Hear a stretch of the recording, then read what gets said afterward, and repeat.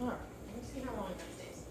Okay, can I do a thing where I'm just gonna scooch this out so it's in frame a little bit? Yeah, now it's in a new space. Yeah, yep, that was a good man. That was a good boy. Alright, so we are in what's called the resort office. This is basically ground zero for a lot of the cleanup procedures and processes that happen in our facility. And it's also, well, sometimes a reliably quiet and controlled environment. I have a lot of control over just how chaotic this space can be. So this is an ideal workspace for Mr. Mash because novelty is scary for him. So we started work off leash today, and he picked right back up where we left off pretty quickly. He was offering me focus, he was moving with me while off leash together, and he's even responding more reliably to our hand target, which we probably haven't practiced too much at home, but he remembered what it meant when he saw that hand, and he would approach it and boop it, just like this. Yep, that's a good man, good job. The new improvement that we saw today is that he is taking every single cookie I throw at him, which is really great to see. I was worried that we were going to have to rely exclusively on physical affection, but he's a lot more comfortable with me and with this space now, so he's eaten up all the snacks that I have, which gave me the opportunity to introduce a new skill, what I like to call mat work. So you might be able to see at least a part of this pink rug that I have in front of me right here. And Mash is snuffling around on it because I've been dropping treats there. Anytime he moves towards me after exploring this area, I can mark with YEP, yep, and then I can drop a few treats on this map. What this does is it creates what we call a reward history on this piece of fabric here. Mash. Yep, good boy. So I can even mark for other things, like him responding to his name with eye contact, or a successful hand target, or even a mash. Mash. Sit. Processing. You want to try again? Sit. No, there's a lot happening out there, huh? Okay, go get that. Go get that. And the reward is delivered on the mat. So he's learning that no matter what kind of work he does for me, the food is going to be delivered on this little piece of, or not little, this piece of fabric right here, and he can snuffle that up. The reason why this mat work is going to be so valuable for him is because eventually I can prompt him to move onto this mat whenever I want him to. We practiced hand targeting. Yep, good boy, onto it, with treats delivered on the floor. There are some noises happening outside of the office that my microphone might not be picking up, so he's less certain about working for me right now. Can you sit? Sit. You are a stubborn little guy. Yeah. Yep, that's so good. You had to think about it, but you did it. Good boy. You're learning stuff. Yeah. This mat work can be prompted, it can be cued.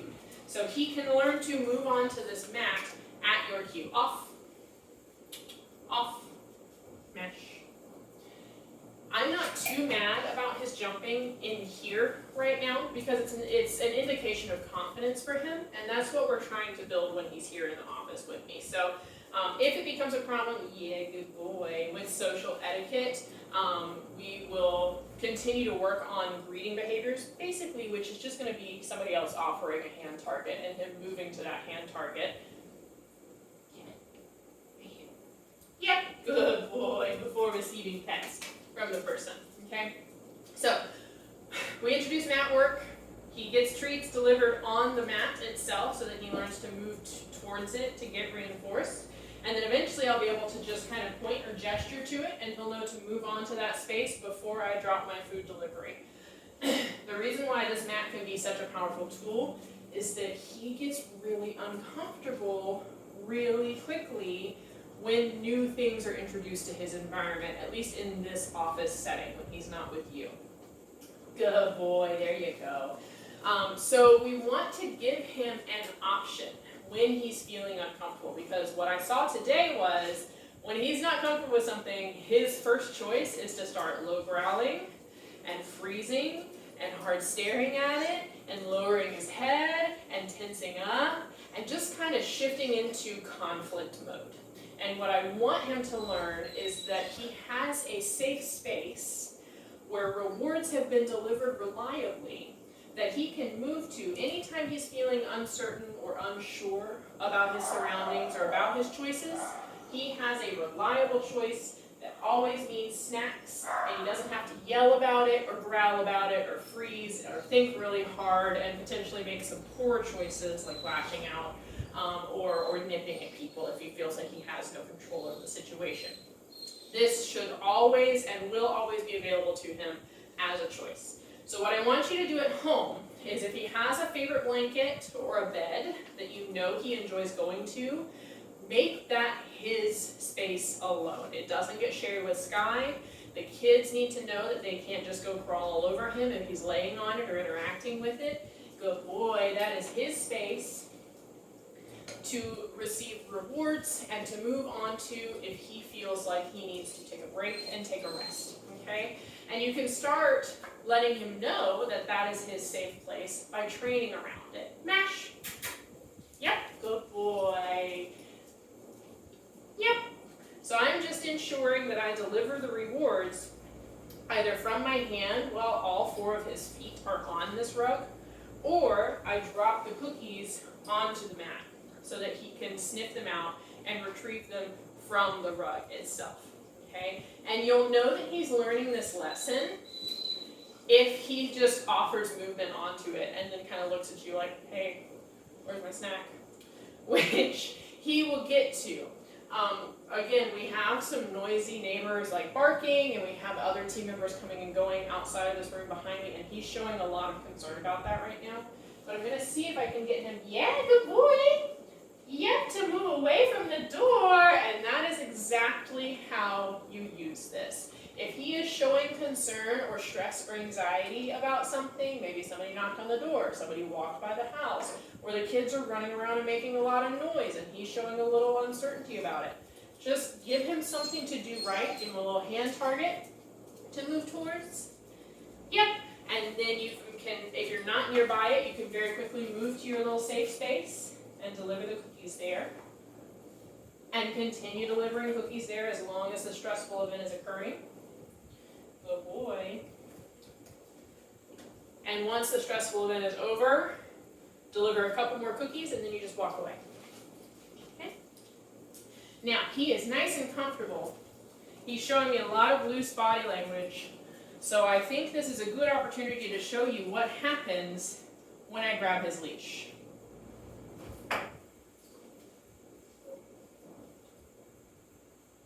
So you see that movement away? He's still wagging his tail, but he's now practicing what we call avoidant behaviors. He has moved away from me. I'm going to see if he's willing to approach it. He's not willing to approach it. He's probably going to start looking away. Oh, good boy, he's sniffing a little bit. That's nice. But again, he's moving away from it. This is him saying no. Hard pass. I do not want this tool put on me. I do not enjoy what happens after this tool is put on me. I had to use it anyways, of course, because he needs to be leashed in order to move around the space. So here's what I did. I would drop it and then ask him to come get some cookies from me, which sometimes worked and sometimes does not. Right now it is not working. And the reason why is because he knows what happens next. He has no choice in the matter. The leash does go on. But I did change how he was leashed. Because I noticed when you came in to check in today, you had his leash clipped to the single D-ring located at the very back of his harness. And that gives you some great control, but it can actually be a little bit restrictive against their chest, or basically the equivalent of our clavicle, right here, the sternum for them. So what I did was I kind of walked backwards. I didn't want to make this a confrontation with him, but I did have to put this on. So I just approached him from the side. I got a hand target from him. So you see I just offered my hand here. Yep. and he gave me a boop, and that indicates to me that he's comfortable enough with me interacting to at least get this put on him. And what I did is I clipped the leash to the 2 side D-rings on either side of his harness. This is a novel sensation for him, I believe. And so it kind of threw him for a loop enough for me to get him moving with me, because the pressure felt a little different. Him pulling against it or pulling ahead of me felt a little different with these 2 D-rings versus with the single back D-ring. And it enabled me to start practicing loose leash movement with him choosing where he wanted to go. So right now, if I try to move this way, he's leaning against the leash right now. He's probably off camera, but he's leaning away from me against the leash right now. And that's telling me I don't want to go that way. Guess what? That's fine. That's fine. He can say no. What if we go towards this door? Let's go. Wow, that's a yes. That's a very big yes right there. And I'm going to preempt my movement in this case with the words let's go to indicate to him that I intend to move. It's up to him right now if he wants to move with me or not. My goal with this cue, this let's go cue, is for him to eventually have confidence in me as his handler and you as his handler to go wherever you want to go. But right now, he lacks confidence. So once I say let's go, I'm going to try taking a step. But if he says no, that's fine. I'm going to turn around. Let's go. Be right back. Good boy. Yeah. Yep. Yep. Good job. Let's go. Let's go. Right here. Just right here. That's all we gotta do. That's all we gotta do. Right here. Yep. Good boy. Good job. That was it. One step. That's all it takes. I just want to see him take one step with me as I move ahead of him. And that's what I'm going to reward for. And now the leash will come off. Nothing bad has happened. And he can give me a nice little shake and get that bouncy step back. Yeah, that tail wag, and we're so happy because the leash is gone, so we have choices now. We're eating the cookies. We're exploring things. We're checking out. Oh, there's the shake off. Yeah, good boy. Okay. Now, a dog needs to be leashed. I understand that. But I want us to make sure that once the leash is on, we don't treat it as a controlling tool. It is a communication tool. That is what a leash is. The leash, the harness, the treat pouch, the marker of yep, the cookies, they are all communication tools. And communication goes both ways. Which is why if he says no to something, if I touch this leash, and he says no, that's a communication tool. And now he's coming right back, that's a yes, he's willing to work with me again, okay? Take that into consideration when you're leashing him up to maybe take him out on a walk. If you're leashing him up to get into the car, see what he tells you about the leash when you grab it. If he approaches you and is super bouncy about it at home, that's fantastic. That gives me some more information about what it means when he's here, and how I can redefine what it means when he's here with me. But if you do see him practicing this avoidance whenever you pick the leash up at home too, stop and think about why you're leashing him in the first place. Is it something that he wants to do that he's ready for? Is it something that maybe he has not had reliably good experiences with? Or is it something that he feels like he's completely lost control over? And if he does say no, let me know so that we can start redefining what it means for him to see the leash or to see you approaching him or to move into whatever activity it is that you were trying to get him to do, so that he can enjoy it more and start saying yes more often when he sees the leash coming at him, okay? Let me know if you have any questions. He is a good kid. He is very nervous. He's very, very nervous.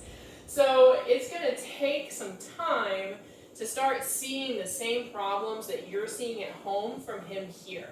But when we start seeing those same problems is when I know that we're making progress, because he's gaining confidence here with me, he's gaining confidence in the team members that he sees here, and he's going to start trying new things, like some of the bad habits that he's probably practicing at home with you, okay? You did so good for me today, bud. Can you give one more? Yep, that was so good. Yeah. We'll see you next week.